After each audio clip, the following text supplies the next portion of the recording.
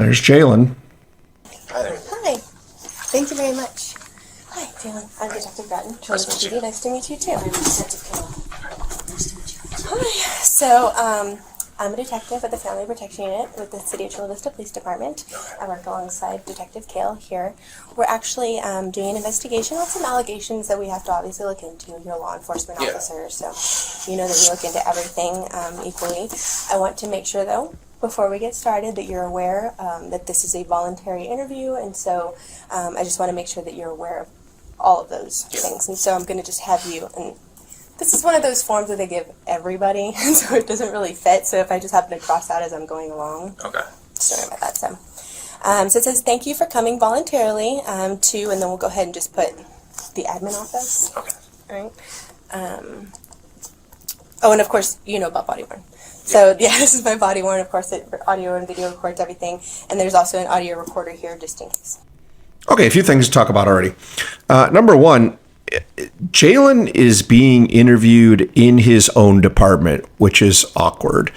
Jaylen is a San Diego County Sheriff's deputy, and they are conducting this interview in his administration's office.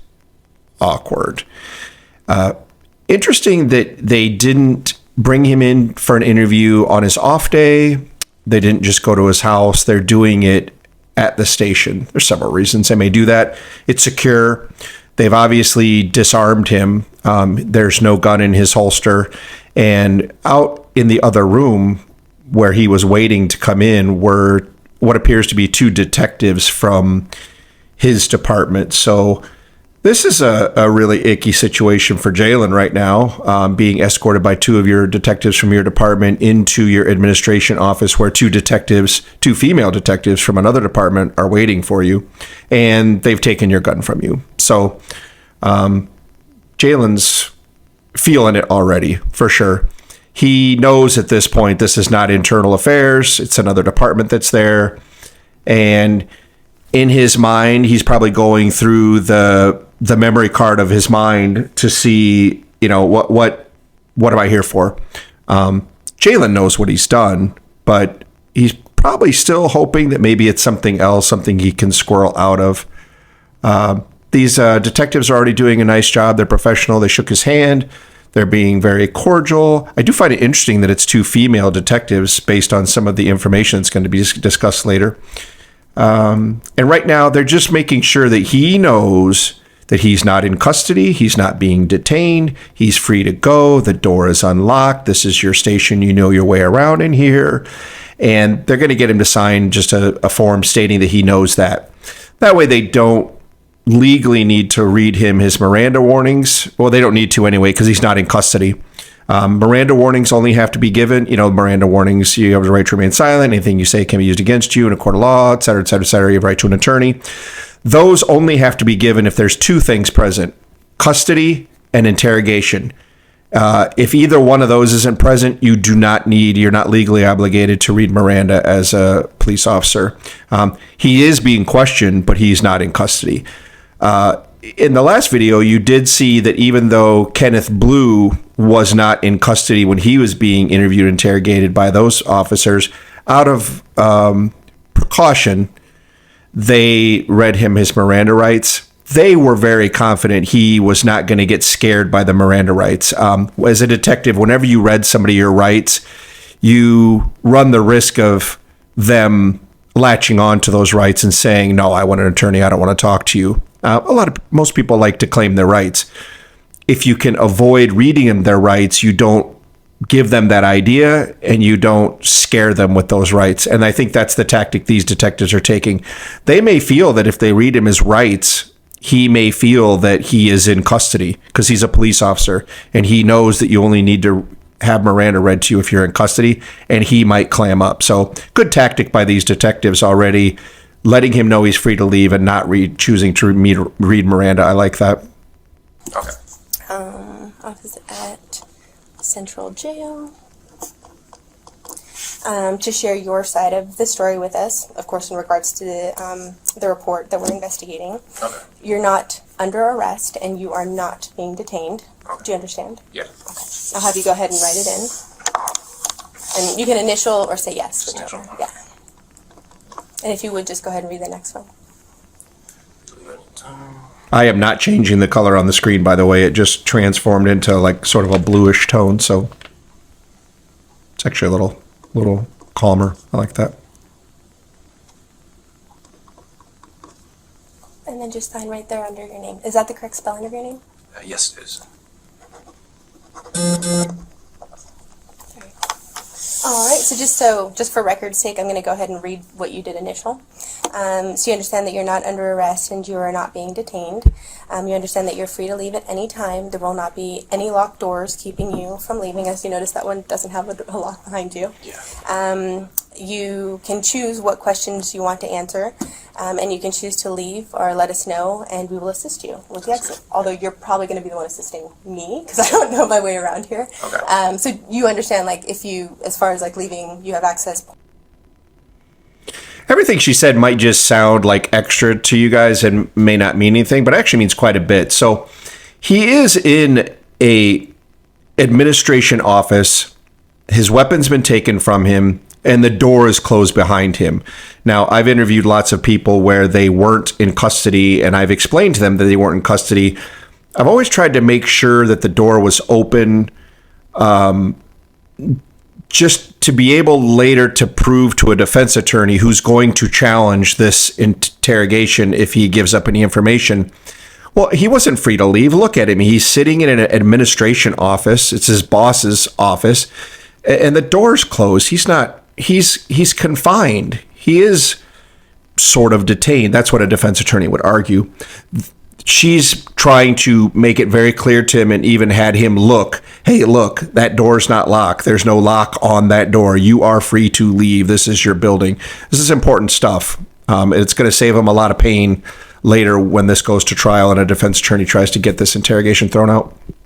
Points, and you know how to leave or where to go. I understand. Okay, very cool. So I know that I have a lot to delve into, but I really want to get to know you first, if you don't mind. Definitely. Okay. So I'm going to lean back and get comfortable, just because. Are you comfortable? Do you want to take off your duty belt? No. So initially when I watched this video, I thought she was just being really clever and saying, hey, you want to take off your duty belt? You know, trying to disarm him.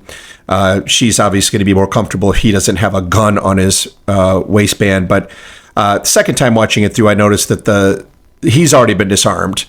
If you've ever seen the Stephanie Lazarus case, she was a detective in LAPD that was being investigated for a murder that she committed 23 years earlier when she was a new officer with LAPD.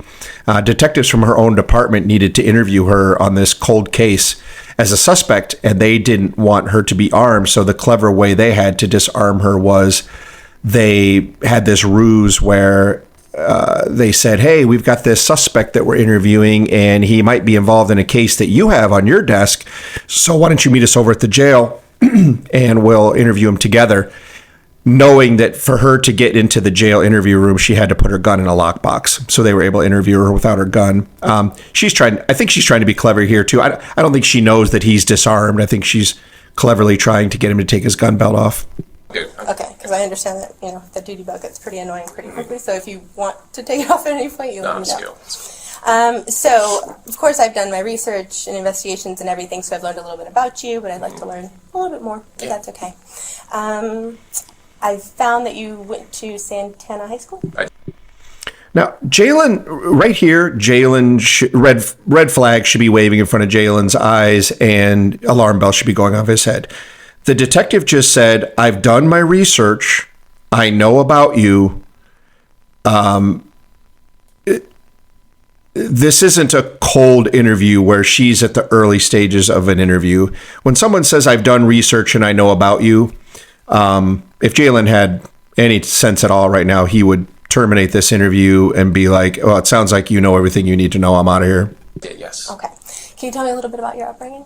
Yeah, so grew up Santana High School. And after that question, did you notice how his body language just changed? He went from leaning forward and engaged to, oh, she's got info about me and she's done research. And now he's back like this.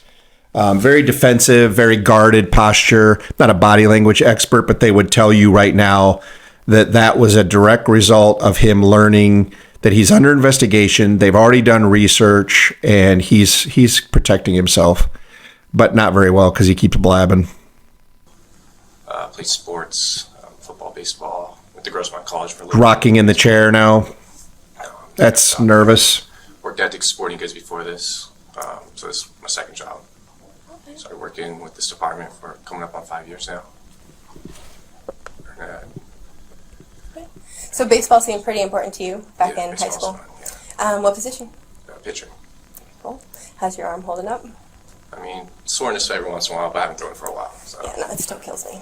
I played softball. Okay, nice. So I was, third, short, center, and pitcher. You're in San Diego? Yeah, down Hilltop, Bonita Valley kind of area. But I know, like, back when, I don't know if it's the same for you, they had no idea, like, about icing and massaging. And Yeah, I knew about icing stuff. Yeah. I did not, so I'm paying the price Girls for throw it. in her hand, so. Yes, and it's brutal, though. Let me tell you, I'm paying for it still. But, so did you ever play any other sports in high school? In high school, no, just football and baseball. Football, baseball? Yeah. Cool. Anything else in school that you enjoyed doing? Hanging out with friends, just typical high school stuff. I mean, it's pretty sheltered from my mom, so I didn't get out much, but yeah, just the sports and stuff. Okay, how come music? That's a very interesting thing Jaylen just said. I was very sheltered in high school. I didn't get out very much. Now, when I was a detective, I handled all of our sex crimes, and in particularly juvenile sex crimes, juvenile abuse cases. And you always tried to get into the mindset of the suspect / perpetrator to figure out why they did it. And, I could never come up with an answer. Everyone's different why. But I have based on what he just said, I kind of have maybe my own suspicion. I'm wondering if maybe Jaylen, when he was 12 to 15 years old, which is the age of the girls that he victimized, I wonder if he was overprotected, was an overprotected mama's boy. Maybe he was a little nerdy or dorky or something, and he didn't have any experiences with girls, wasn't allowed to have any experiences with girls when he was 12 to 15 years old. I mean, he just said, I was, overprotected and wasn't allowed to do much. So because he didn't get those experiences when he was of age, that same age, now that he's older, can make his own decisions, maybe has more confidence with girls, maybe he's trying to recapture what he didn't have, experiences he didn't have when he was those girls' age, and he's trying to do it now. I'm not a psychologist. It's just a theory based on what he says. Keeping me squared away, keeping me in line. Very cool. Some of this is redacted. I think he's giving some personal information that has been redacted.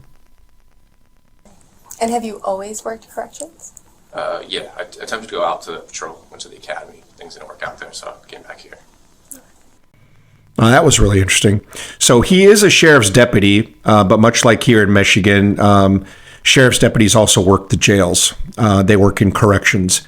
It's interesting. Jaylen said he's always been in corrections, but he went to the academy, but it didn't really work out. Remember that for later. Remember that it didn't work out at the academy, and he's still in corrections. Did you have fun at the academy while you were there? Yeah, I enjoy it. It's good. I mean, camaraderie and stuff like that. So. Okay. Married? How many kids? Oh yeah, married. Recently got married this last year in September. Okay. We have a kid due on the way in August. Oh, okay. Boy, girl? Boy. Very nice. Unfortunately. Unfortunately. Yeah. Were you, hoping for Oh a no, girl? I said looking forward to Oh, it. looking forward. I thought you said unfortunately. I'm No, like, oh. no. No, I'm excited. Good. Yeah. Okay, that's cool. And your wife, how long have you known her? Actually, preschool. Yeah, we met in preschool, went separate ways. Met her back in high school. Things like I was trying to date her, but she was playing it hard to get again. Yeah. Then college came around, tried again, and So Jaylen just lets on another little clue to what my theory is anyway, which is his current wife, it's only a wife, I think. His current wife he knew her in preschool, tried to date her in high school, his words, and she was playing, quote, hard to get, which means she didn't want to date him. And so I'm wondering if maybe Jaylen, like I said, wasn't good with the girls, didn't have experiences with girls in high school, and now he's going back and trying to recapture that. Interesting things he says. She ran into her in PB about 3 years ago. Okay. And then, we reconnected then and got married, Sparked. had a family, bought a house. It's nice. You don't hear stories that go that far back. So you guys got married just last year, already expecting baby number 1. Yeah. Are you still living in Santee? Yeah. Okay. Where are you living at? Right across from West Hills, new community, Western community. Okay. So you're going to have your kid go to West Hills? Probably, yeah, over Santana. Are they yeah. viral? Are they Rivals? rivals? Yeah. Okay. It's gonna be hard. Yeah, it's going to be hard combating, everybody else and doing that. So do you do anything else as far as for fun? Do you do sports still? I'll do softball with the guys here at work and stuff like that. Other than that, mountain bike once in a while. Cool. How about video games, computers, anything like that? Do you ever? Yeah, I'll play video games every once in a while and stuff like that, but not too often. So that's an important question. All of this is dressed up as like rapport building and just getting to know somebody. If I was Jaylen, I would be like, first of all, why am I here? He hasn't even bothered to ask that. And the reason he hasn't asked that is because he knows why he's there. But also, what does this have to do with anything? Hey, look, lady, whatever you're here for, it has nothing to do with my football in high school or whether I play video games. So let's just get to the bottom of this. I'll be doing an interview later with a chief of police who gets called in on the hot seat, and he does just that, and I actually respect him for it. He's just like, where are we going here? What are we talking about? Because they were just trying to make some small talk with him, and he wasn't buying into it. Just wanted to cut to the chase. The question about the video games, though, is important. It's just not fluff. A lot of people don't know it, but games like Roblox and Fortnite and some of these other games that kids play, middle schoolers play, are actually social media. There's a social media component to it, and there have been predators on Roblox and Fortnite and other ones. And I think they've done their research and they've checked into things, but maybe they don't know about his gaming habits, and they don't even know if he has a gaming system or where he plays or what his account is. So that's kind of just a probing question. And he did say he plays video games. So now, armed with that information, they might be able to get, combined with the other evidence they might have the ability to get records for him for any gaming systems that they might find in his house later. So good question. This detective's doing a good job. I'm not big on the video games. Cool. And I hear your schedule recently changed. How do you feel about the schedule it's long. change? Yeah. 7, 12 and a half in a row. Kills you. 7 off is nice, but it flies by, so. Yeah, and then those 7 drag Yeah. once you're here. So at least you're on your last. So it's another probing question, and it's this detective does a great job of almost every question she asks is for a reason. She's not just making small talk. We'll learn later in the video that in one of the messages that Jaylen sent to one of these juvenile victims, he mentioned that he just went through a shift change at work, like he went from nights to days or days to night. I'm not sure which it is. And that's why she's asking about that, to confirm that. And Jaylen's just not picking up the clues right now that everything she's asking is directly related to his conduct and the messages he sent these juveniles. Today, right? We communicated with some of the people who are going like, hey, when does he work? Thank you for meeting with us here. Yeah. We obviously, given COVID, there's not a lot of places you can meet up with people right now. That's one, comfortable, gives us enough space, and makes you feel like that you're not at your home or randomly out in the middle of nowhere. So I know RPD is like refusing to let anybody in the doors, so I can understand. How about social media? Are you active on social media at all? Facebook and Instagram. Had Snapchat back in the day, got rid of that with my wife. We got caught in the academy with her and stuff, with some stuff, but. Can you tell me about that, or? It was with another recruit in the academy, but. Okay. So you're communicating with another recruit? I was back in. I stopped. Everything got cut off. Got rid of. I mean, I didn't. So all of that is just really interesting given what we're here for. So first of all, are you on social media? Yeah, I've got Instagram, Snapchat, Facebook. God, that's a lot. I'm going to go all boomer on you guys right now. And to the 3 Gen Zers that are watching right now, I'm sorry for going boomer on you. I'm a Gen Xer, but I'm going to go boomer on you. I've got a Facebook, and that's just too much social media for me. I'm just, it's overwhelming. I can't imagine doom scrolling through 3 or 4 different platforms. That just makes my head hurt thinking about it. It's interesting that he confesses to this detective, which is not a good thing to do, that he deleted his Snapchat because he got caught at the academy messaging a cadet. He says his wife caught him. What do you want to bet that that the police academy didn't work out because Jaylen was inappropriately texting another cadet, and maybe that cadet complained to somebody at the academy and Jaylen got thrown out of the academy? Don't know that for sure, but I don't believe in coincidences, and the fact that he said he got caught while in the academy messaging another cadet, that sounds fishy to me. And notice also, he didn't delete his Snapchat account. He deleted the app, and he's very clear about that. I just deleted the app. So that account was still active, and he could use that anytime. He just took it off of that device because his wife was probably checking his device all the time. Delete the Snapchat. I just got delete the app. So Okay. I haven't used it for like, I don't know, 2 year and a half now. Okay. So on Facebook, just because I like to jot down everybody's social media when I can, what's your Facebook login? Like your username? I think just under Jaylen Fleer. It's your name? Yeah. Okay, cool. And then you said Instagram? Is that right? Instagram, yeah. Okay. What's your Instagram username? I think. Okay. And then you said you got rid of Snapchat, but when you did have it, what was it? Just Jaylen Fleer. Jaylen Fleer? Yeah. Okay. So the one that you had there, has that account since been deleted, or just That one. deactivated That's just delete the app. I think it's still there. Okay.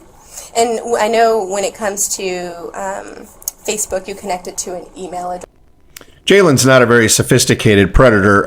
Any of you who watch To Catch a Predator or are familiar with Predator chat log readouts on YouTube and stuff, you know that these guys always have usernames like, Love Missile 311 or, Meat Rocket 412 or something like that. Jaylen's socials are all his name, Jaylen. And even the one, later you'll learn in this video, the one that he most recently, within the last 3 weeks, used to talk to underage girls, it was something like J178211, which those numbers are related to sports history in college and high school and stuff, but with his name though, Jay. So he's not the most clever of predators. Address. Do you know what email address is connected?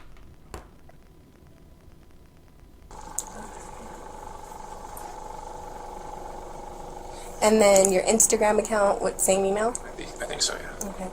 And I know sometimes with Snapchat, they'll have you either sign up with a phone number or an email. I believe it's my phone.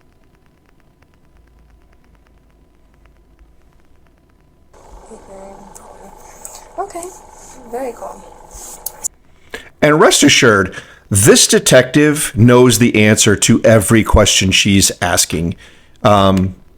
She's great, man. She came in with the receipts. What she's doing is confirming it.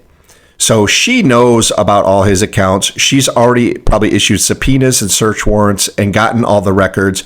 She just wants him to say it so there can be no confusion, no misunderstanding, and he can't later say, oh, that account that you've got records for, that's not mine. He just confirmed the accounts, the names of the accounts. And she's smart to do that rather than slap down a bunch of printed out pictures and chats on socials and say, look at this. Is this you? And he can deny it. He's already confirmed that's his account. Very smart. So, I don't know. Do you have any questions for me before we kind of... I will ask what this is about. So we're 8 minutes in, and Jaylen has finally asked what this is all about. Can I ask what this is all about? With his arms crossed and a little bit of. May I ask what this is about? A little bit of arrogance or attitude. That should have been your first question inside the door, Jaylen, because they're about to tell you, and you probably would have shut up, but a little too late for that now. You're in it. Yeah, so we're looking into some allegations that were made. We're kind of, it started with a Crime Stopper report, so we're just kind of going from there. We did receive a picture that, when we looked into it, it looks similar to you. So I don't know if you can take a look at the picture and just tell me if you've seen this picture before. Oh, I have like 15 million things here. Okay. So this picture right here. Yeah, that's definitely me with the gross one. Okay, so this picture right here, how old were you when it was taken? I don't know, 20? 20? Have you ever used this picture on any social media site? I think it was Snapchat back in the day, yeah. Okay. Alright. Have you ever shared this picture with anybody on Snapchat? Yeah, probably with my wife, to be honest. Obviously. Probably my wife, to be honest. As a detective, and as a human being, if you hear somebody say, to be honest, or to tell the truth, or if I'm being honest with you, or not gonna lie, and they say something, that means that they've either lied to you previously, or they're gonna lie to you later. But they want you to know that right now, I'm telling you the truth. Somebody who's honest all the time or honest during this whole interview wouldn't use the phrase to be honest. So that usually means here comes a lie, but I'm going to tell you to be honest. So it accentuates that I'm being honest, but it's a lie.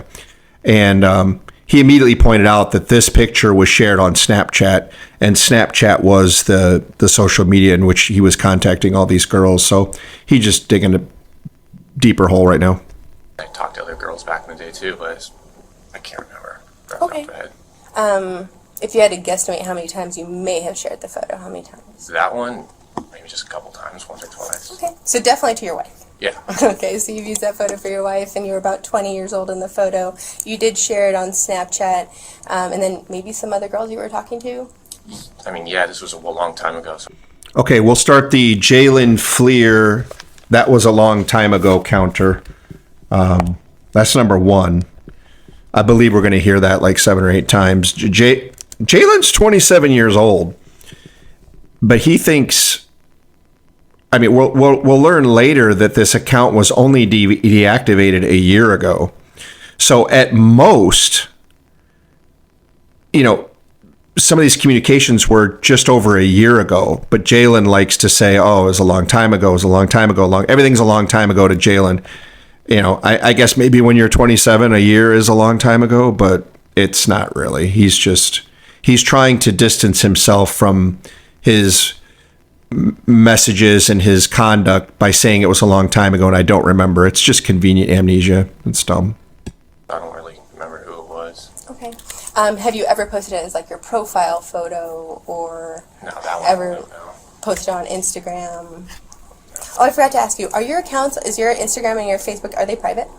They are, yeah. Okay. And I know Snapchat is all private, right? You have to add somebody. Yeah, I believe I had to, yeah. You can't just request a friend. Yeah, you can't just be anyone. So that one's at least a little bit better, where it's like you have to actively search for somebody, right? Okay, so you in the photo. By the way, I love the I don't know which side I'm going to be on the screen, so it's either over here or over here. But on the screen, you see in her hand that pink pen. God, I love the pink pen. I don't know if this was a deliberate effort on her part.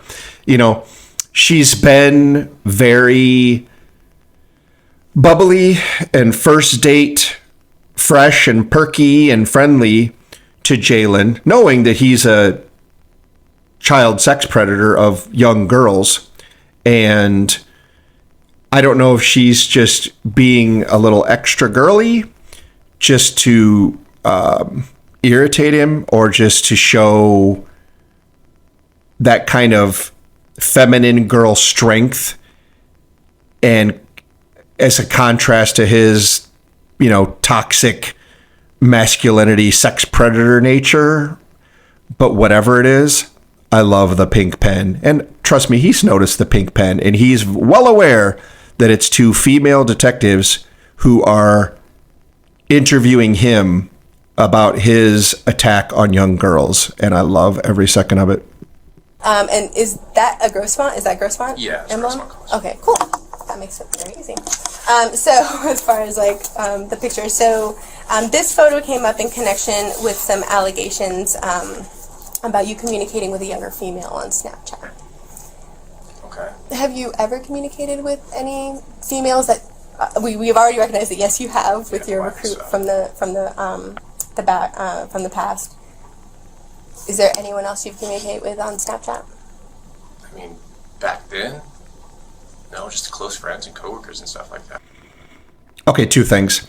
If I can fault this detective for one thing, it's that she's not being crystal clear with Jaylen, and he's going to use that against her and use her own language to kind of squirrel out of some stuff. She said earlier, the reason we're here is because you were talking with younger girls on Snapchat.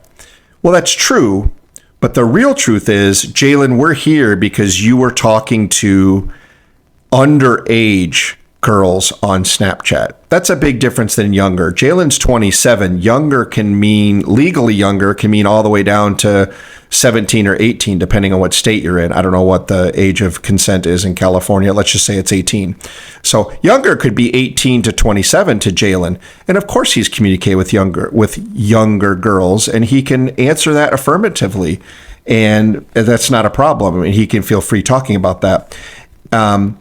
She needs to be clear, and the other detective in the room who remained silent all the way until the end, she will clear it up later. You'll see, and I'll point that out. But Jaylen also just told one of the most blatant lies in the history of lying. She said, "Well, when you had your Snapchat, were you talking to girls?" And he goes, "Yeah, just my wife and my girlfriend. That's and coworkers." Bull, Jaylen, bull. If you have social media, you're talking to other girls. If you had Tinder, you were talking to girls. So that's just an unbelievable lie to say, "Oh, just my wife, just my girlfriend." Maybe he's saying that just in case his wife one day watches this interrogation. He can say, "See, I was never talking to anybody, like I told you." Anyone recently?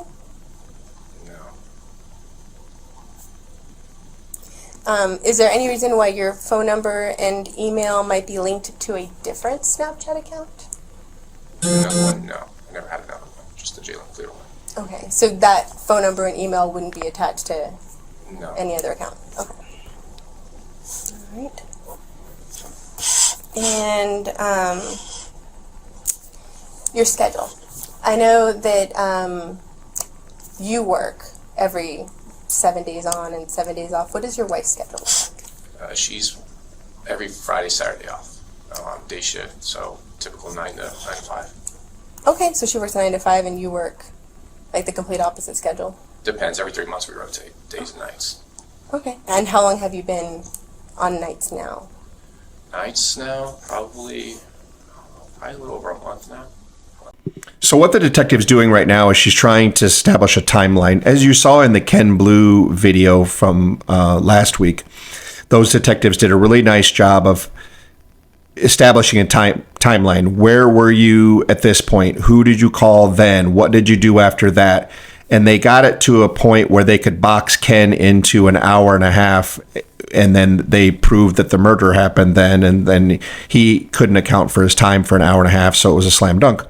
They're doing the same with Jaylen here. They've asked several pointed questions. Have you Snapchatted in the last 3 weeks?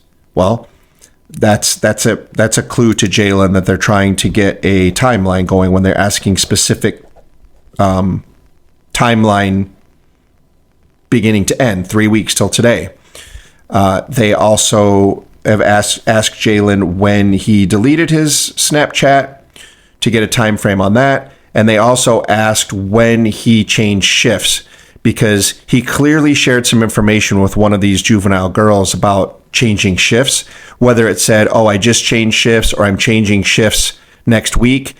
If they can pinpoint a date when he changed shifts and then match that up with the message that he sent, they can confirm that he was speaking with these girls on this date or this time or whatever. They probably don't even need any of this. The records that they've got are probably time stamped and time coded and everything. But maybe not. Maybe they don't have the Snapchats because they disappear and it's just the girl's statements and they're just trying to firm up what the girl said. But she's doing a good job of pinning him down on some timeline here. All right. Can I ask, is this something I should have lawyers on? Oops. He said the L word. So he's not in custody.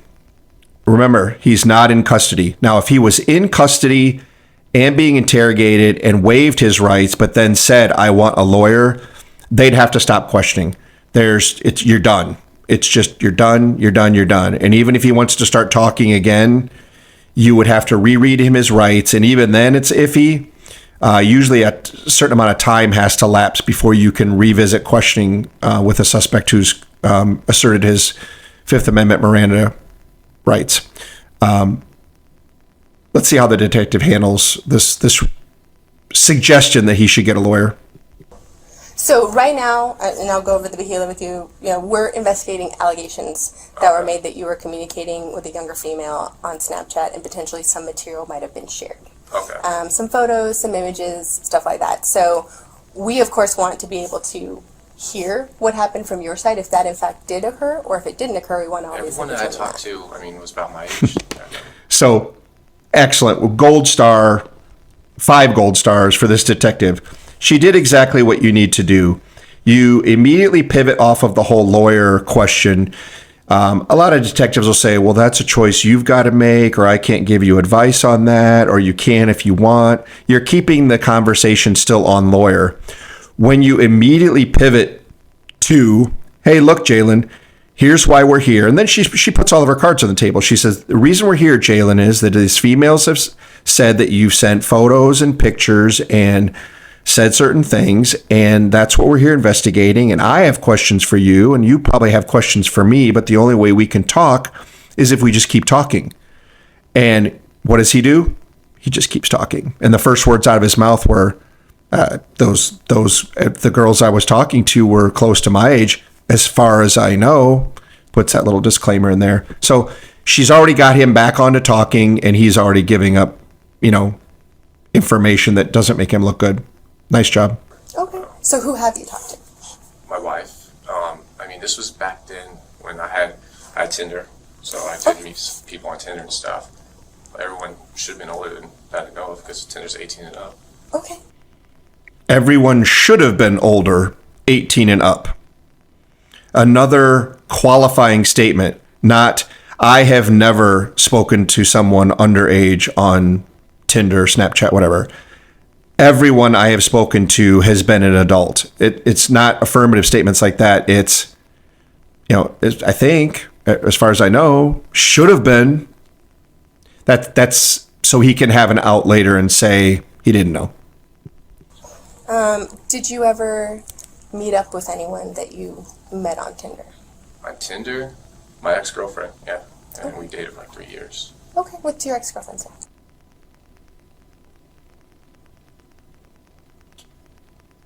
Obviously redacted.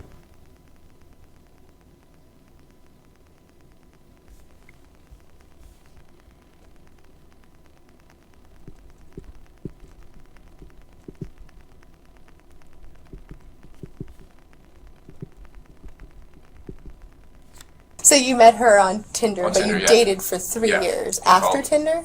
So I met her on Tinder in college when I was playing baseball, and we dated for about 3 years. Well, you clearly don't know the concept of Tinder.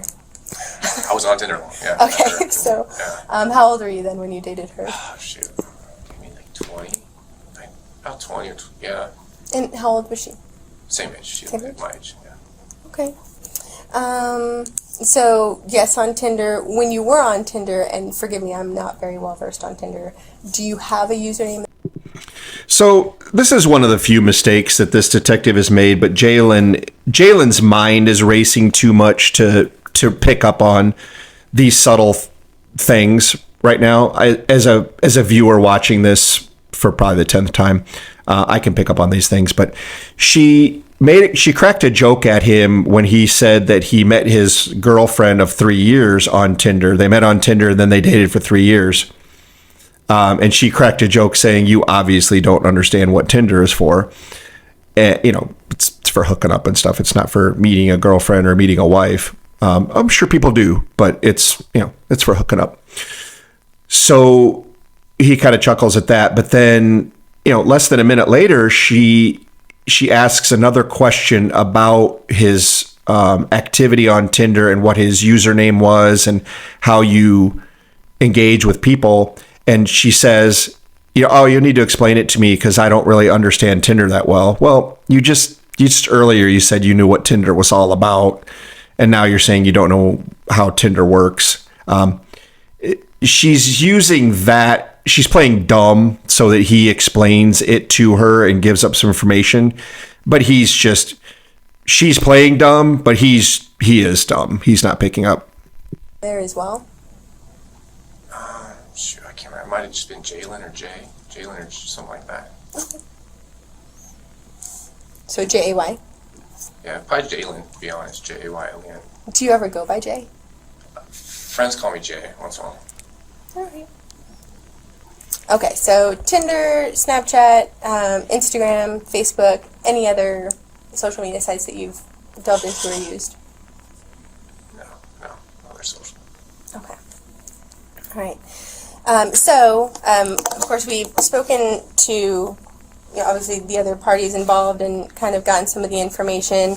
And so the reason why this particular photo was kind of brought up is because this photo was sent to this female, which is why I wonder if this photo would be in anyone else's hands. I mean, for someone being younger, no, it wasn't anyone I sent younger. So this photo was sent within the last 3 weeks. Have you sent this No, photo? definitely not. It wasn't me. So there he is using her language again. Oh, I definitely didn't send it to anybody younger. He's falling back on her words, younger. I wish she had used underage because then he would have to mirror that language and he would have to state that he hasn't sent it to anybody underage. And then here he is denying that he's sent anything in the last 3 weeks. That's a pretty strong denial. Not to anyone within the last 3 weeks. Okay. And you've only shared it with a select few people. Yeah, that was a long time ago, so. Okay. So I want to make sure to get all the people you... Long time ago counter is at 2. Also, look at his body language. I mean, he's crossed up, leaning back. He's trying to make distance. His arms are crossed. His hands are hidden. And he's, rocking in the chair, swiveling in the chair. He's spiraling at this point. Have shared it with just to make sure they wouldn't try to send it. Yeah, no, I mean, I know there's like screenshots and stuff. I don't remember that one being screenshotted on Snapchat. Yeah, because Snapchat lets you know when you're screenshotting. Yeah, it'll tell you. So that was a long time ago. So I don't know. Okay. So you don't know who I might be able to connect with this photo as far as on that one? No, that was a long time ago. You said you've only shared it a couple times? Yeah, I mean, it's just a basic photo. I mean, I don't want to save that one or anything like that. So it was either your wife or whoever the other person you might have shared it with that might have shared the photo again? My question I is... doubt my wife would have did that. Yeah. We've been together and stuff for so long. Well, so you dated this girl for 3 years, and when you were 20, that's 23, you kindled your relationship with your wife about 3 years ago? Like literally, it was about a month apart from my The ex. other one. So you've been with her for 3 years, Yeah. so you like the long-term relationships. I've always been in long term. 3 to 3. All right. So, this, like I said, this photo was sent to this person, so they were in possession of it, and we can't find any connection or reason why this photo would end up with this particular person if it wasn't shared by someone you may know or yourself. I agree, yeah. My wife wouldn't have done that, so I why she would share that. So, I don't know. It's a long time ago.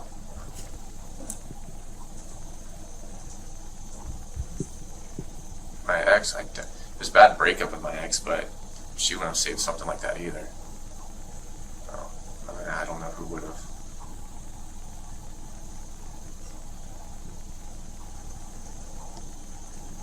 I don't know. 'Cause, I mean, I met girls on Tinder and stuff back in the day.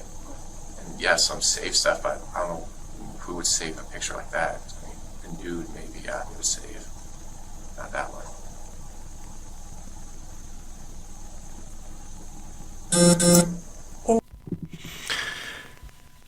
I love this detective. What she just did there, 40 seconds of just silence and probably staring at Jaylen because he was breaking eye contact and looking at the table and looking to his right, looking to his left. So when I first became a detective, I was a talker, less of a listener. And I learned over the years, by the time I left the detective bureau, that these long periods of silence where you're just looking at the person after you ask them a question and after they answer, it breaks up the normal conversation flow, that rat-a-tat that you have where I ask a question, you answer, then I ask another question, you answer, and it's that flow. When someone pauses and just stares at you in a conversation, it creates this dead space that it becomes so awkward that somebody needs to fill it. And if you as a detective can get the suspect or the interviewee to fill that dead space, you might get some information.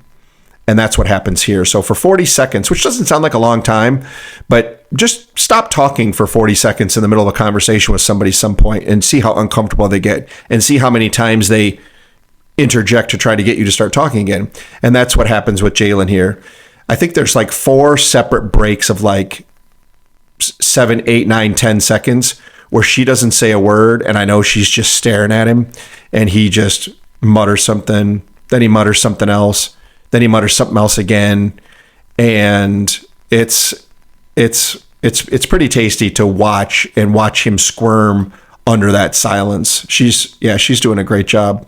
I wish I had that level of patience to remain that quiet in an interview like she does.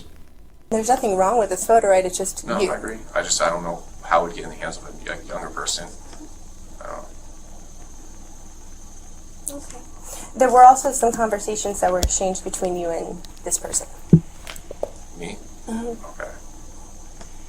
I didn't talk to anybody younger though. Not on Snapchat? No, Not recently? not recently, no. Now, you said all of your social media accounts are private, right? Yeah. And I know you're a law enforcement officer, so I know that you've also taken the time to make your plates confidential. I mean, back in the day, I Yeah. don't think my current ones are though. I mean, obviously I ran your plates. Okay. So you're still driving the Ford Fusion. Yeah, And is it black or gray? it's great. Okay. And you got tinted windows on it still? Jaylen should be sweating here. Not only has she brought all the receipts, the photos that he shared, she knows all this stuff about him. She's done research on him. She's mentioned previously the parties that we spoke to. So there's multiple people making a complaint. She's breadcrumb dropping knowledge on him. And bit by bit, he should be getting extremely nervous about this. And now she's let on that she knows what kind of car he drives, what color it is, and that it has tinted windows, and she knows the plates. Now, that may not mean much to you watching, but as a police officer, you know that means one thing. She has that information because that's the information you need to get a search warrant. When you request a search warrant from a judge for a house, a car, a location, whatever, in the affidavit, which is the written narrative part of the request for a search warrant explaining why you need it, you have to describe exactly in as much detail as you can what it is to be searched. So if it's a house, you might say, 123 Lollipop Lane, which is a 2-story red brick house with yellow trim and blue shutters and a flagpole in the front yard with a brown shingled roof. You have to put that information in so the judge can sign off on it, knowing specifically and exactly what actual building is to be searched. And later, a defense attorney can't claim that the wrong place was searched or it was an ambiguous search warrant. To search his car, which they have already obtained a search warrant for, and Jaylen should know that now, unless his brain's not functioning properly, she would have to say, I want to search a 2019 Ford Fusion, gray in color with tinted windows, license plate this, VIN number this.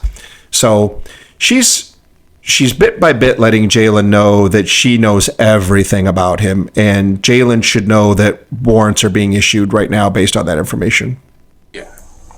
And so, when it comes to the photo, I really want to understand why this person would be in possession with the photo. But the only one who could really help me with that is you. Yeah. No, I couldn't tell you that. I don't know. Okay. Well, along with the photo came some additional information about your personal life. Okay. And based on some of the information you shared with me today, it seems to add up. Okay. So is there any reason why the person would say they're you and share your information? Sounds like it'd be someone that knows me then, obviously. I don't know who. I don't have any enemies that would be doing something like that. So Jaylen's now leading into it wasn't me, but it's somebody who knows me who set up a spoof account and did this. That's very common in online fraud cases, electronic fraud cases. I was spoofed. Somebody got my information and used it, pretending to be me, to do this thing. It can happen, and that's why she's asking so many personal things about Jaylen and more to come. Can I ask what information was shared? What they know? We know that you're a baseball player. Yeah. I mean, a lot of people know that. Yeah. Oh. So that information was kind of shared. Okay. Your work schedule. It's been 5 years now I've worked here. Specifically the transition to 7 days on, 7 days off. Really? So Jaylen's still sticking with I was spoofed. It must have been somebody who's pretending to be me. Well, yeah, everybody knows I play baseball. Everybody knows I work here. And then she comes back with, yeah, but it was specifically about you changing schedule recently. Now, that could still be somebody who knows him and knows he changed schedule, but she's just burrowing down further that, no, they've got specific information that only you know, not somebody spoofing you knows.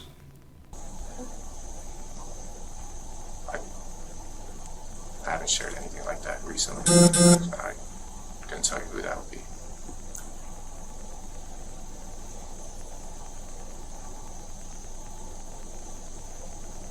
Boy, he really won't make eye contact right now. So let's take it back a little bit. You said you played football in high school, right? What position did you play? I was a defensive end. Defensive end. Did you have the same jersey the whole time you played? My last 2 years were, 82, and then first 2 years changed up. And what year did you graduate? 2011. Okay. So, I know as an athlete, sometimes when I would do my usernames and stuff, I would kind of use a combination of my things that I know about myself, right? Mm-hmm. So that way I wouldn't forget it. So this particular picture came from an account with this username, right? J178211. This is why this detective is so good. And, the reason I started this channel is not just to discuss the mindset and the behavior of these bad cops, but also to critique, interrogate, admire, and reflect on the detective's behavior. And God, she's doing a great job. She could have easily said to Jaylen, well, Jaylen, account number JAY178211 was used to talk to this girl. What a coincidence, your name is Jay. What do these numbers mean? And she's already put together what these numbers mean, but he would probably back off then and not admit that's his account. He would probably not admit to what his numbers were, but she did it the opposite way. She's like, let's take a step back. And I love how she did it. Let's take a step back. You played football in high school, right? What was your jersey number? Oh, it was 82. Okay. She already knows his baseball number 17. I think she has a picture of it. And what year did you graduate? 11. And then she slowly writes it down and says, 17 is your baseball jersey number, 82 is your football, 11 is when you graduated, your name is Jay. And she says, when I make accounts, I usually do them with things that mean something to me. And this is all to counter his claim that I was spoofed. Someone's just spoofing me. No one's going to spoof you, Jay, with the number of your college baseball jersey, your high school football jersey, the year you graduated, and your name. That's a stretch that somebody knows those intimate details about you. So she just keeps, gosh, she's really good. Okay. And I recognize that your jersey name in college was 17. Yes, it was. And then high school was 82. And it was 11. In 2011. I never had 11. No, as far as you graduated in 2011. I did, yeah. And it goes by Jay. And it is a Snapchat account that has some links to you. Okay. Okay. Jay, I'll be very honest. I want to know the truth. Yeah, no, I never even heard of that account. Okay. Have you ever shared any images of your penis with anyone? Yeah. Okay. And how many times would you say you've done that? A lot. Oh, a lot. I'm a Gen Xer.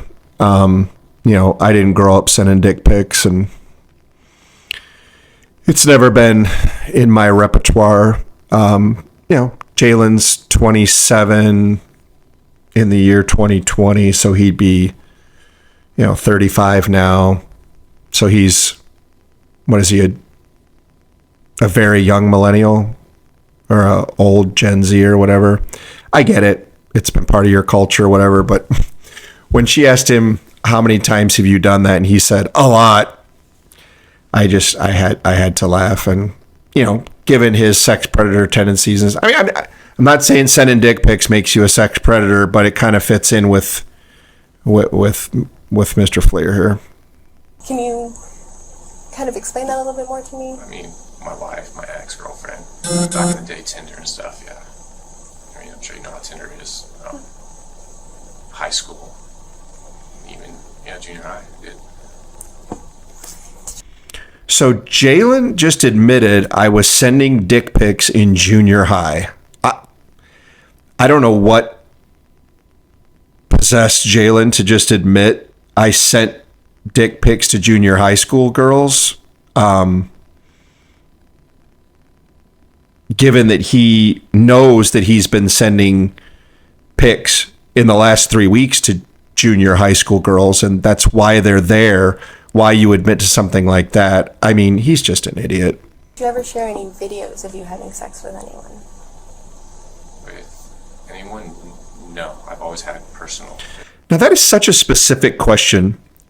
Why Jaylen isn't picking up on the fact that these very specific questions about specific things are indicators, in addition to the fact that she told you she knows all about you anyway, and she keeps pulling out evidence and is led on that she's got search warrants, and that she's spoken to the parties involved. Why Jaylen thinks he can stop denying specific questions being asked. He was just asked, have you ever sent a video of you having sex with somebody to somebody else? That's not a rando question like, did you ever go over to this street, or have you ever been in this neighborhood? That's a very specific question about a specific thing with a specific person. At some point, Jaylen needs to realize that he's hit and he's cooked and do one of two things. I'm done talking, walk out, or just own up and man up. You're going to see next week a video of an officer who is a creep, but I respect the fact that from beginning to end of his interrogation, he manned up to everything he did. Partially because he knew he was hit and the detective let him know he was hit. But I always respected people I interviewed and interrogated who, when they knew they were hit, they just took a deep breath and they just let it all out. I don't respect Jay here for continuing this charade. It was with me and my wife. I was hit. And my ex actually had one, but. What does your ex look like? She's blonde. She's blonde? Okay. So you've never shared any videos? No, I have not, no. Just still shots? Yeah. Can you, I know this is kind of personal, so let me know if you get uncomfortable at all. Can you tell me what some of those images look like? Video I had, I used toys. It's awkward, but yeah, I used toys on my wife and stuff. Okay. Can you explain the toys? So She's your wife, right? Yeah. I mean, it's your wife, it's intimate, we Sounds totally get this, yeah. Dildos, a vibrator. That's really it. That's all I had. Okay. You and your wife haven't been in that house too long, right? When did you guys move in? So those questions she just asked raise a couple of interesting points here. I love the fact that two female detectives are interviewing this scumbag about his assault on young girls. I'm a girl dad. I have 2 daughters. This guy makes me sick. In retirement, I've been a middle school substitute teacher, and I just can't imagine someone like this guy preying on some of my students that I had. It makes me want to reach through the screen and choke this guy out. But so I love that he's being confronted by a pink pen wielding female right now. It's just it hurts him, I'll bet. But here's where it's difficult for them to get maybe information, and I don't know how much they need this information. They probably already have it, but Jaylen's clearly uncomfortable talking about the sex stuff with a female detective. He says twice, I'm uncomfortable, or makes me uncomfortable. She does a really good job when he says that. She lowers her voice. She doesn't go on, and she quickly now transitions to talking about the house. She realizes that's a dead end and he doesn't want to talk about it. But it did. I bet he would have been more forthcoming with a male detective who did some, typical, alpha male bonding with him, locker room talk crap and whatever. He might have spoken more freely about videos and actions on videos. Who knows? But she's doing a great job. I'm not going to fault her for being a female. And I love that it's a female in there interrogating him. About a year and a half ago. And you guys, how many bedrooms are in the house? 4. 4. Do you guys live with anyone else? No. Okay. Do you guys have a master bedroom? We do, yeah. All right. Can you tell me about your master bedroom? It's,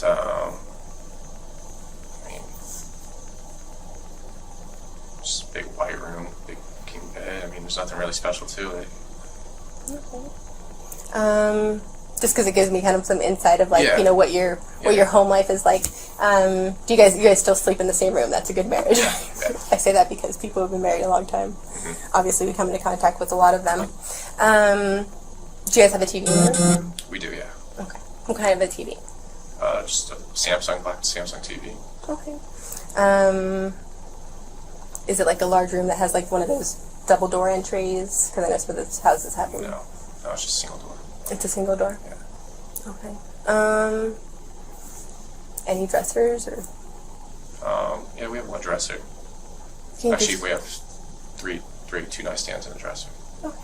Can you describe the dresser to me? Yeah, it's like a tannish brown, I guess. Okay. Is it newer? Somewhat, yeah. Yeah, about it. Because you never know, like, sometimes when people move in, they have, like, that chic style look or, like, the modern look. So it just helps me to get an idea of what home life is like. This detective doesn't give a damn about Jaylen's home life, and Jaylen is too stupid to understand what all those questions just were. Those questions were because she's in possession of a video that was sent to a juvenile girl from somewhere in Jaylen's house, most likely his bedroom, because really she just asked about the bedroom. And Jaylen knows that he sent a video either of himself doing something to himself to this girl, or maybe the sex video with his wife that was sent to one of these girls was filmed in that bedroom. And these detectives have obviously looked at this video. They obviously can see a certain kind of bed, a certain kind of dresser, a television. So all these questions, do you have a TV in there? What kind of TV is it? Do you have dressers in there? What do they look like? What color are they? What color are the walls? Later, the other detective is going to be like, hey, do you have one of those barn door things in there? And Jaylen's just like, oh, yeah, I got a TV. Yeah, I got a dresser. Yeah, it's yellow. Yeah, my room's white. Yeah, I got a barn door. He's just, they are basically showing him the receipts, and he's just playing right along saying, yep. Digging his own grave. It must be hard for you guys, though, because your schedules are complete opposite. Yeah, I mean, we still see each other at the end of the day. Here, So, going back, and I'll give you a little bit more information, then I'll let you chat for a little bit. I don't like chatting a lot, so I already feel like I chat too much. So, when it comes to the Crime Stopper that we're investigating and the Snapchat account, and of course your phone number and everything in connection with it, and some of the combinations of numbers and everything there, you can understand why obviously we have a growing concern. And of course your picture's attached to it, right? Which is even more like either someone's... Can I ask what, you said you got new ones too? There were images that were shared, yes, that... Can I ask, I'm sure you got them here, can I ask to see what they are? You want to see the picture? Yeah, so I can get an idea. Do you ever even know too? So Jaylen just put the detective in an awkward position that every detective's been in at one point or another. Oftentimes when we go into an interview or interrogation, we bring the case file. Oftentimes it's really thick. Sometimes we bring it because we want to reference things in the case file in case we have questions, or the suspect asks us a certain question or denies something. We could pull out a document or a photo and confront them. Many times we bring in a fake case file and fake evidence with fake evidence labels on it and fake fingerprint liftings and fake videotape surveillance and stuff, just to make it look like we have a mountain of evidence. It's a prop. I don't believe these detectives brought anything as a prop, but I do believe they brought a case file in because she's already pulled a couple things out of it. Now he's put her in an awkward position where I'd like to see some evidence that you have. There are times when it's beneficial to show suspect evidence you have so they can stop lying and denying. But there's other times where you don't want them to see what you have, because then they can base their defense and their denials around what you have. This detective's clearly uncertain of what to do and turns to her partner and says, do we have? Should we show? And, Jaylen's looking for confirmation over at this detective. And, let's see what they do. Yeah. So I don't actually have a clear shot of one. Yeah, so I did not Okay, I understand. print out those I'm going to talk to pictures. a lawyer, because this is kind of... Okay. So Jaylen has finally reached his breaking point. He wants to see evidence. They're refusing to show it to him. The detective just lied to him. She's probably got those pictures with her. She's probably got them on her phone or on a computer or something that they have in case they need to reference them. But they've, the other detective probably gave her a wink or shook a head, and they've just decided, no, we're not showing you. So we're just going to claim we don't have them, or we don't have a clear one. At which point, Jaylen finally has come to the conclusion that there's no benefit from me talking anymore. And, I kind of want to talk to a lawyer. So it took him 24 minutes to finally smarten up, but he's wising up. I'm uncomfortable with this. This is weird. So Of course, like, you definitely have the ability to do that, and of course, you know, this is completely voluntary. And so, I just don't want to get caught up on something. I'm working this career. I don't want to get caught up on something. I fully understand. Yeah. So, you can, yes, 100% elect not to speak with us. You are not under arrest at this time. Yeah, I understand. Obviously, given the fact that we're here and the fact that we're speaking to you, I know that your bosses are going to want to speak with you afterwards. Yeah. So whereas a lot of detectives would get angry or frustrated or irritated that he's lawyered up, she remains with her cheery disposition. She thanks him for talking to him and says, "I understand completely, and you know, rest assured, you're not under custody." But then she takes a shot at him, and she basically says, "Okay, well, you know, if we're done here, I know your bosses want to talk to you next." So was that it could have been a tactic to be like, hey, you know, if you're done talking to me, guess what? You got to go talk to your boss next, and that ain't going to be a good time. Maybe putting that seed in his brain that, well, maybe I should stay in here a little while longer, because the longer I stay in here, it just delays me having to talk to my boss, and that ain't going to be fun. Maybe. Extra clever if she did that, but I think she's just being polite. And also taking a shot at him. We'll go ahead and allow them to speak with you after. Okay. Obviously, since you don't want to talk to us anymore, my partner here may have Well, some. I just wanted to clarify. I have a couple of questions, but Yeah, you go ahead. don't want to answer, or can I ask you the questions? Because you can choose to answer or not answer. So if I ask you a question and you're like, I don't want to answer that, Yeah, you can no, tell me understand. that. Just so that we understand, just based on the admonishment she read you, okay? Mm-hmm. Very good by that detective. They never read him Miranda because he's not in custody. But now that he's said the word lawyer twice, she just wants it on the record, and for him to understand and for it to be on the record so there's no mistaking. I'd like to ask you questions. Is that okay? If you don't want to answer a question, you don't have to.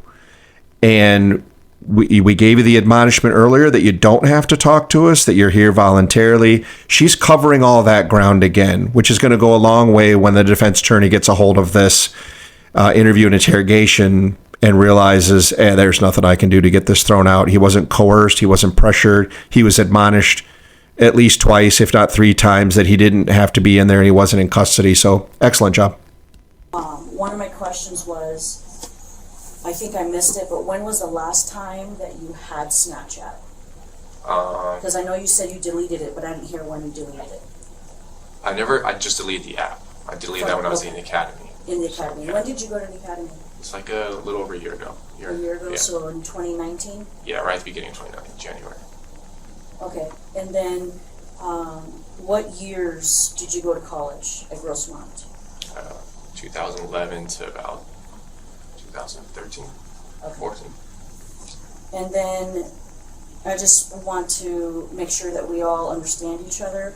When my partner says a younger female, you Yeah. understand that we mean someone under the age of 18? Yeah, that's obviously why you're here. You understand that? Yeah. Okay.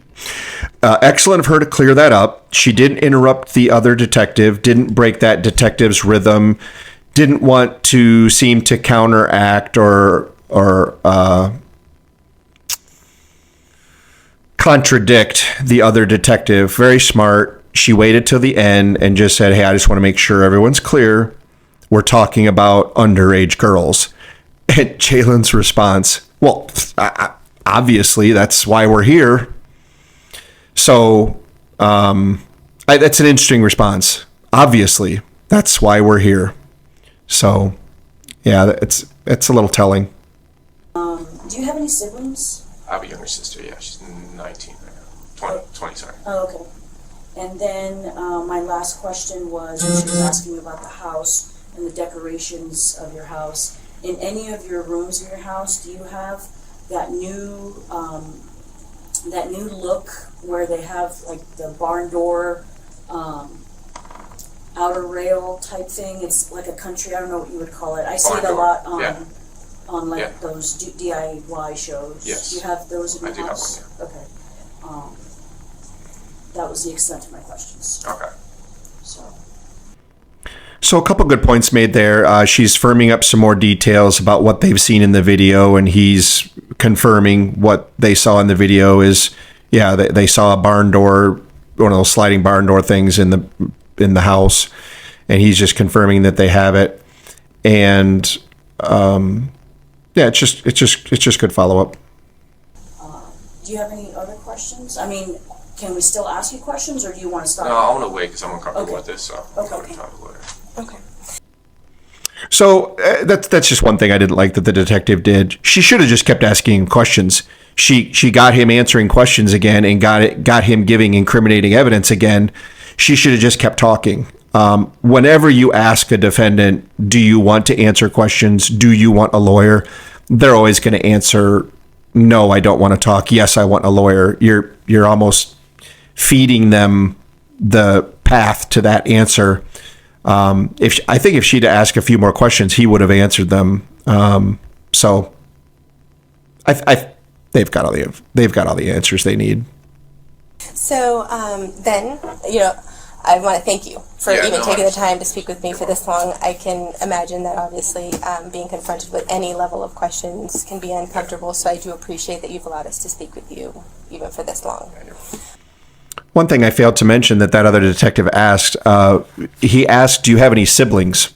And he said, yes, I've got I think he said a 20-year-old sister, 19-year-old sister, which when Jaylen was 20 would have made her like around 12. And that's alarming. Whenever I handle juvenile sex abuse cases, the first question that you ask the suspect or you find out about the suspect is, what contact has this person had with other underage people?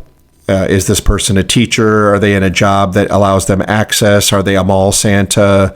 Do they have nieces and nephews? And then you want to branch out and reach out to all of those people and those families to see if there's any more incidences. I don't know of any charges related to his sister. I guarantee you 100% they spoke to his sister. And hopefully there was never any sexual impropriety with his sister.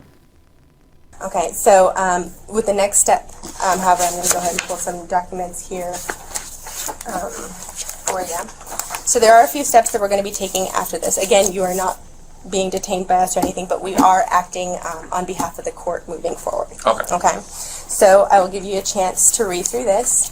This is a search warrant that was granted this afternoon by a judge. Okay. The warrant does allow us to grab some DNA swabs from you, Okay. as well as any mobile devices that might be in your possession or potentially in your locker. The detectives just upped the ante and ramped this thing up to a level that I don't think Jaylen knew was coming. So far up to this point, it's all been, oh, did you communicate with, did you send a message, did you send a picture, did you have a chat with? There was never any accusation of any actual physical sexual conduct, criminal sexual conduct with an underage girl. So I think Jaylen was probably hoping at this point, at worst, it's going to be, soliciting a minor on the internet or lewd and lascivious behavior on an electronic device or grooming or something along those lines, which, he's going to lose his job. He might go to jail. He's certainly going to get probation at the very least. But if it's all electronic and Jaylen's probably hoping that that's all they've got right now, he knows that he's got a chance. They've just now told him that they have a search warrant for his DNA. You don't need DNA if you're investigating somebody for improper electronic communications. You get DNA when you've raped somebody, had sex with an underage girl or something like that. So his brain's got to be racing a billion miles an hour now that they're asking for DNA. You have your personal phone with you here? I do have one. Okay. Yeah. Is it inside your locker? It's on my person right now. Okay, so we'll if you want to go ahead and hand it to us, we definitely don't need to go in and grab it from you. Okay. But the search warrant does require that we take it from you. Okay. Okay. Additionally, it does allow us to have access to your vehicle. Okay. Is your vehicle parked here? It's parked a few blocks away. Okay. Do you remember exactly where you parked it? It's over across from Cap's Pizza over there. Okay, two things here. They just told Jaylen, we have a search warrant for your phone, so we're going to need to get you to give us that. Where is it? It's in my pocket. It's on my person. Okay, we're going to need to get that from you. And he leans back and he starts to reach in and grab it, and then he just leans forward and he doesn't give it up. I think Jaylen's hoping that maybe they forget, or maybe he'll get a chance to use the bathroom, or somehow he'll have time to hit the phone reset button and delete all that stuff, which doesn't really delete it, but he probably thinks that. I actually just watched a case this morning of a sheriff in Indiana who was being investigated when the cops showed up at his house with search warrants for everything, including his phone. He pulled his phone out of his pocket and said, "Oh, hey, just let me just check one of my emails real quick, and then I'll turn it over to you." And this cop, for some reason, let him do that. And in like 4 seconds, he just went to the settings and reset the phone, and so they lost all that information that was on the phone. So that's probably what Jaylen's hoping to do here. And the second thing is, I'm not sure what I was going to say. Let's just watch. The parking.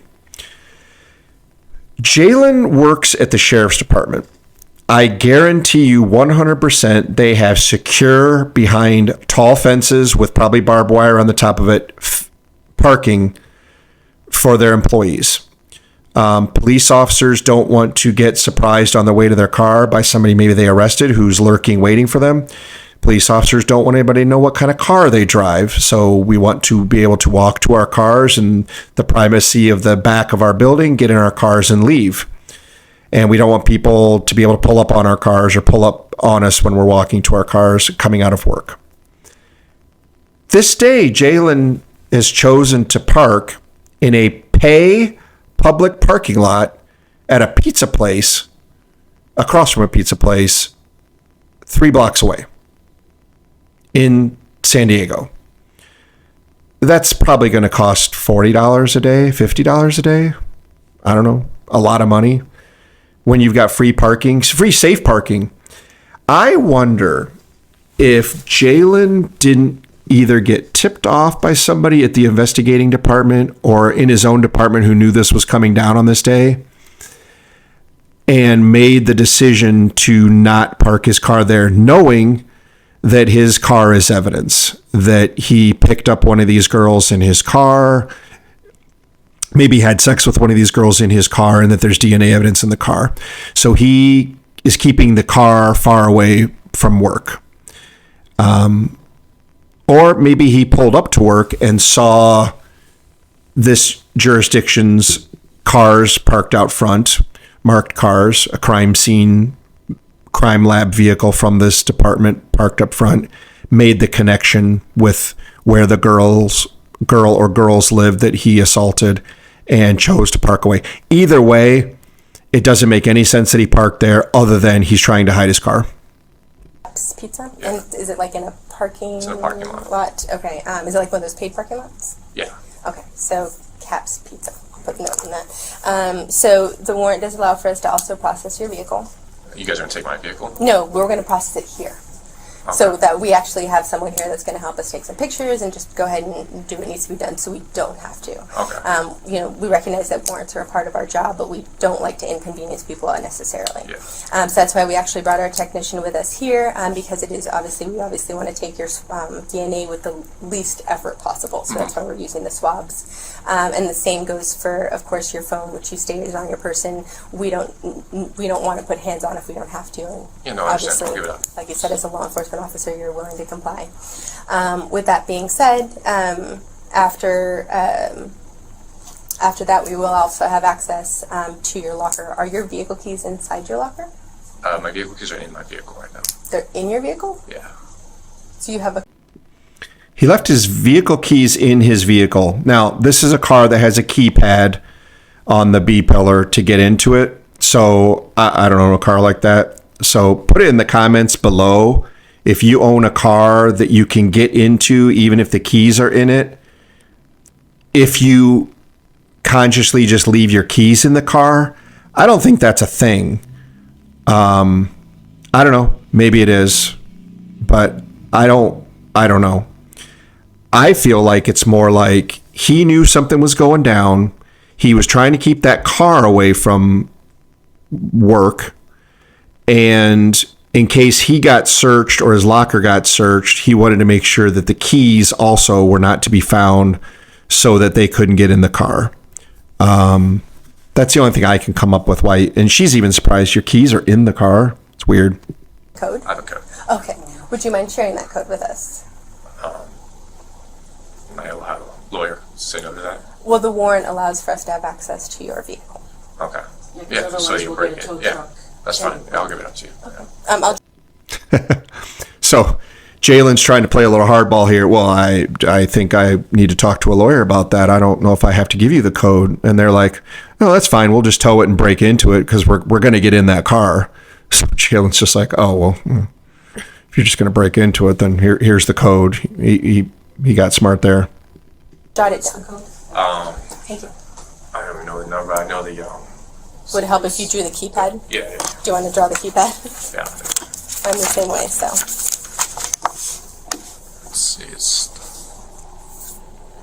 I don't remember how many buttons are, but it's the top, bottom, left, top, bottom.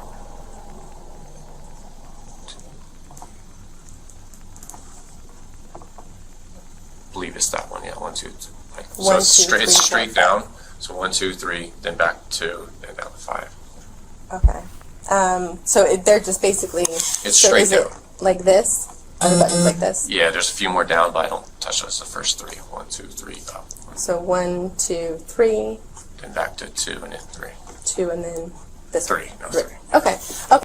So I watched this twice because I also watched the body cam video of the officer, the lab tech and the officers that were supposed to get into his car in the parking lot. And that code didn't work. And I watched to make sure she wrote it down right. She said exactly what he did. He showed her 3 times. She confirmed it with him twice. And when you watch that video, they're like, yeah, this code doesn't work. He's a liar. I don't know why he'd lie about that. That just makes you look bad, but he didn't give the right code. Okay, so 1, 2, 3, 2, 3. Yeah, it should be that one. Yeah. 1, 2, 3, 2, 3. Okay. Wonderful.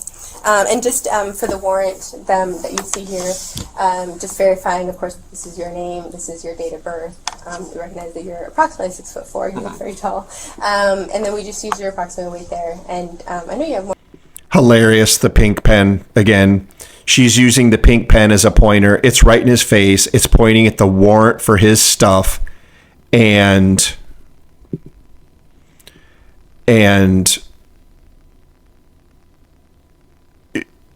it's just kind of an in your face. I'm gonna point out the warrant for us to search your stuff, you scumbag, with a pink gel pen, the kind that a 12-year-old girl would use in middle school. You creep. Love it. Blondish reddish hair, Yeah. but we went with your DL, and just if you know your DL number, we can verify that. Yeah. As you see here, it does state here that we have premises as well to enter your home at 8621 Chaparral Way. Okay. So we are going to attempt to do this in the quickest way possible, and the way that is obviously going to. This can't be an easy process. We recognize that, Yeah, my wife's and we freaked out. don't. What's going on? Yes. Okay. Is your So that's probably the final stage of watching someone's life just completely fall apart. So Jaylen came to work today thinking this is just another day of work. I've got this pregnant wife with our first child. Just bought a new house. Got my health. I got a nice car. Got this good job. And over the last, probably hour or so since he found out that he needed to come in to this office, and then the 40 minutes that he's been in there, his world has just come crashing down. And what he just said exhibits that, which is my wife's going to freak out. So his wife's at home. They just said, we're going to go serve the search warrant at your house tonight. And much like in the Russell Williams case, who was the Canadian Air Force pilot who murdered and raped a few women, when he finally confessed, it was because the detective said, hey, look, we're at your house right now and we're tearing apart your house with your wife there. And it was a brand new house that he had just built. And why don't you make it easy on her and just tell us where the evidence is at your house so we don't have to tear the house apart. And because he did love his wife and he didn't want to put his wife through that, he ended up confessing. I mean, it's literally the reason why. And you can tell Jaylen, there's no doubt that Jaylen probably loves his wife. He's having a child with her. He's mortified at the fact that she's at home right now, and pretty soon detectives and a crime lab technician are going to be searching their house with a warrant, and he's going to have to explain all this to her, and it's going to be devastating to her, and he knows that. And it's just the culmination of this day in his life falling apart. Your mom at your house right now? She's not. Okay. Your wife, she is at home? She is at home. Okay. Is it just your wife at home? Just my wife, yeah. Okay. And her name is... Okay. We won't be sending any black and whites over to the house. No. Okay. Just so that You puts you. Is it going to be tonight right now? Yeah. Okay. Yes. So we're going to do this kind of systematically. The very first thing that we will do is, of course, the swab and the phone. Yeah. Do you have any other USB drives, I don't, anything like that on your person? I know sometimes for work we carry them around Yeah, with no, us. I might have a USB in my locker, but that's just a work locker USB. Okay. So we'll get that started. Okay. And then after that, we know that your employers want to speak with you. Again, we are investigating allegations, so they Yes. recognize that, but of course, they have to take their action. We can't speak to that, but of course, they obviously want the opportunity to speak with you. Yeah. Then, of course, we'll process the locker and then process your vehicle. Okay. And again, we'll do it systematically and as quickly as we can to alleviate it. And just the hits just keep coming for Jaylen. She just did a recap of, okay, we're searching your house. Actually, she started with, okay, when we're done here, your bosses and the people in your department want to come in and talk to you because, obviously they're concerned and upset and have their own internal investigation. Oh, and also we're searching your house tonight while your wife's there. Oh, and also then we're going to search your car. And also we're going to search your locker. And we're going to take your DNA. I mean, it's just a giant pile on right now, and his head's just got to be spinning. I don't even know if his brain can function right now. Any additional stresses that this already is causing. And then we'll go ahead and go to your home, and we hope to be in and out fairly quickly. Okay. Okay.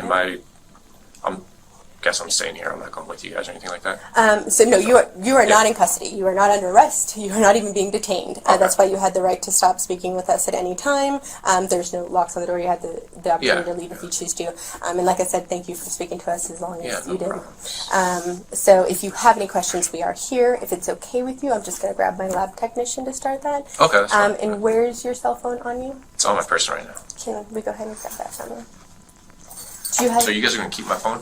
Yes. Okay. Do you have any other? As far as your phone, yes, Put in airplane mode. yes, for sure. So what you just heard there was the other detective reminding the speaking detective to put the phone in airplane mode.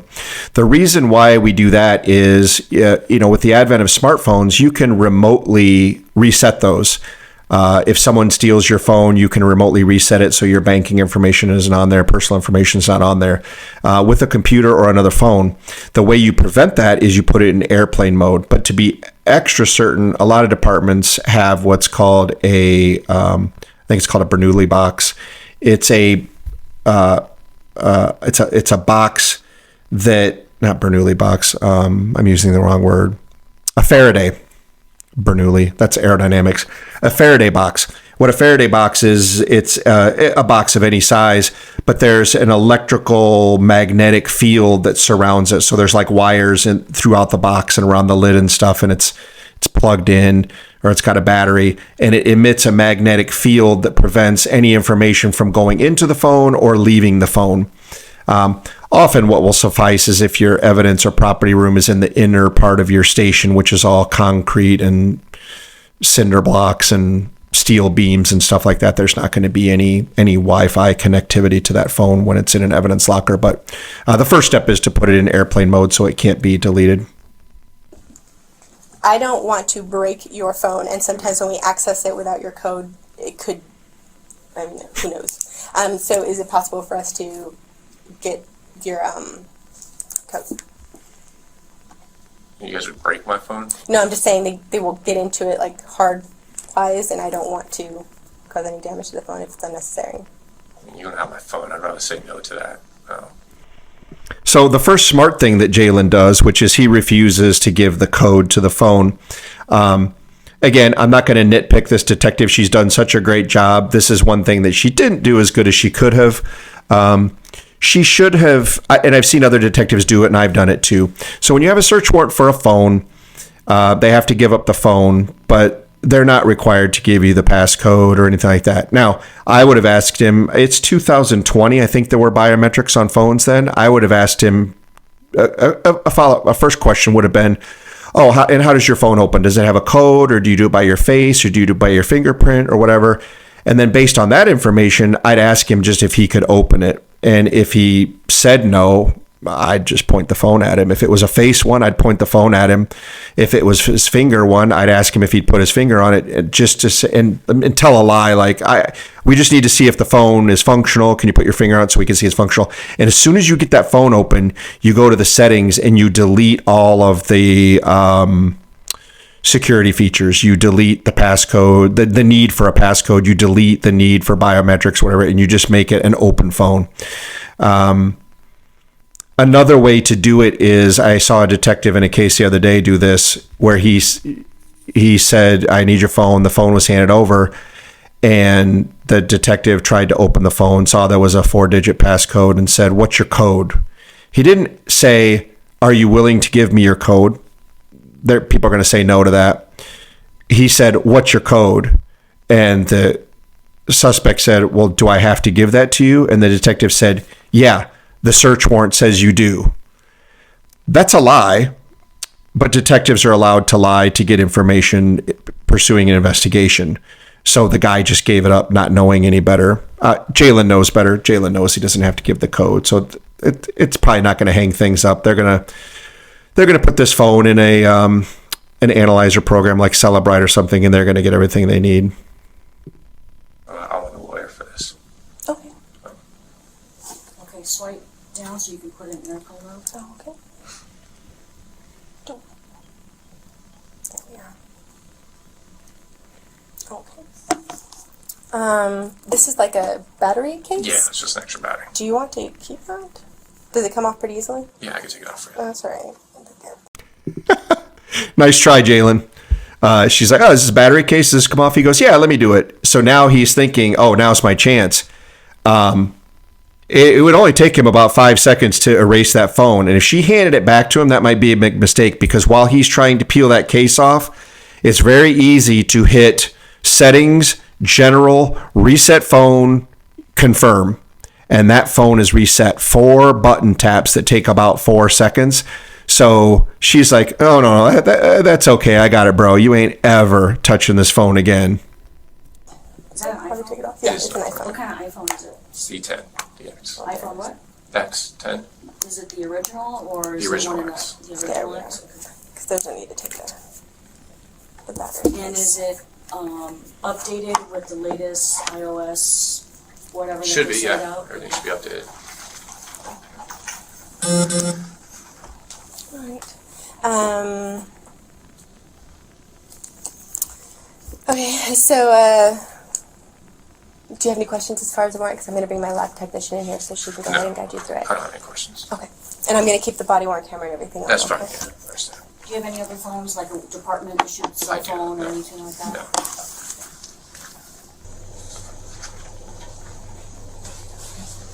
So look at all the people outside. You've got a crime lab technician, the detective interviewing on this case, and you've got 2 detectives from the other department out there. Yikes. Just gathering the swab. Okay. So get some pictures. So she just takes pictures so we know who the swabs are connected to. Okay, that's fine. Stand up. So I'm just going to talk over this part. Obviously, they're just taking pictures of him. He sent pictures of himself, so they want to get pictures of him now. he's going to try and say, oh, that was a long time ago. That was a long time ago. Well, it was 3 weeks ago. It was within the last 3 weeks. So they're taking pictures of him now to compare to the pictures that were sent 3 weeks ago to show that, no, dude, it's the same haircut, the same level of aging in your face. These pictures were a couple weeks ago. Now, what she's doing, the lab tech is doing, is she's gloving up so that her DNA doesn't get transferred to the DNA sample sticks, which are one of two kinds. It's either like a long Q-tip or it's like a long foam lollipop. We'll see in a second here what kind it is. So she's just opened the sealed container that has the sterile DNA collection sticks in it. I got it. You're doing enough. Thank you. And she's going to swab the inside of his cheeks. Okay, open up your mouth really wide. And that's the Q-tip kind. So on the end of that Q-tip is like a synthetic like sponge. And when she scrapes the inside of his cheek like that, you have a lot. The inside of your cheeks give off a lot of skin cells and saliva, which is rich in DNA.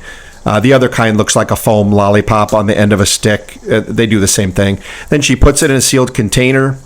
And then that gets, she's a lab tech, so she'll take that back to the lab and they'll do the DNA testing on it to get his profile, which they will later compare to the DNA profile possibly collected from the girls. If he had sex with one of them or ejaculated on one of them and they saved that evidence or went and got a rape kit done, that DNA will be on file. Like I mentioned, just obviously because we had to notify Bill that we were coming there. They're just going to come in and chat with you. Yeah. We'll kind of try and get everything started so we're not holding you up any longer than need be, and we're able to get you at least get out of here as soon as possible. So if you have any questions, we will be here. Don't hesitate to ask. Am I going to get like a card or anything? Yes. You guys? I'll give you that. And I'll give you the case number as well. It's Okay. it should be somewhat listed on there, but sometimes it isn't on the warrant, so make sure.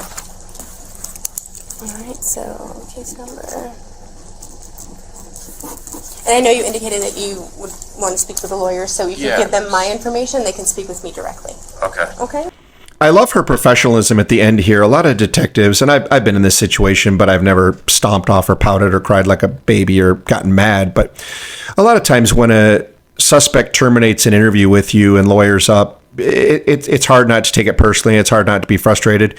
She maintains a complete level of professionalism. She's still really sing-songy and happy, and she keeps thanking him. She does keep reminding him that his bosses are coming in. I think she takes great delight in doing that. She's done it at least 5 times in 40 minutes that your bosses are coming in next. Did I remind you your bosses are coming next? Because they're coming in next. I think she likes just taunting him with that. But also what she did there is really smart. She gave him her card with her phone number on it and said, hey, if your lawyer wants to contact me, have him call me. And that's great because if he decides to talk, the lawyer's able to get a hold of her, and maybe she and the lawyer can negotiate him talking or giving more information. It's just a good contact, and it's good to have rapport with his lawyer too if you need to speak with him again, or maybe he'll voluntarily speak with you. And also I don't know if she's done it already, but she's going to let him know that I'm going to be in touch with you as well. I'm not going to leave you hanging. When I hear from the prosecutor's office, if there's charges and there's a warrant issued, I'm going to let you know. We're not just going to swoop into your house at 3:00 in the morning with a SWAT team and drag you out of there, with flashbangs in front of your wife. So, just very professional. And I don't believe she's being professional with him like this just because he's a fellow police officer. He's a scumbag who sexually assaulted kids. She doesn't have any reason to be partial or play favors to him. I think she's like this with everybody. It seems like her personality, and it's a good tactic. It's refreshing. All right, I will go ahead and let them in here, and then, like I said, we'll just do some follow-up so you kind of know what our timeline is as we're kind of moving along.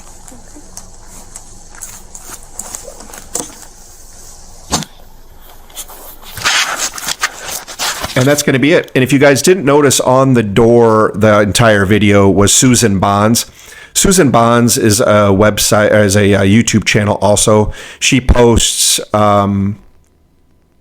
interrogations, crime videos, and oftentimes has them time-stamped at the bottom. I know she did a whole bunch of Chris Watts stuff where she time-stamped everything at the bottom, so you could skip ahead to certain places by reading the timestamp where things happen. So check her out, Susan Bonds. Thank you, and thanks to her for Susan Bonds Interrogations is her channel. Thanks to her for posting that and a raw video and letting me use that. So that's going to do it. Just to summarize, though, so 27-year-old Jaylen Fleer, San Diego Sheriff's Deputy, was charged with 20 felony and misdemeanor charges for over 4 victims, ages 12 to 14. Police did say that there were at least 40 other underage girls that were part of this investigation who he communicated with, that they didn't end up with charges for, probably just lack of evidence or the evidence got destroyed or whatever. So that's going to do it. And we will see you next video. Thanks, guys.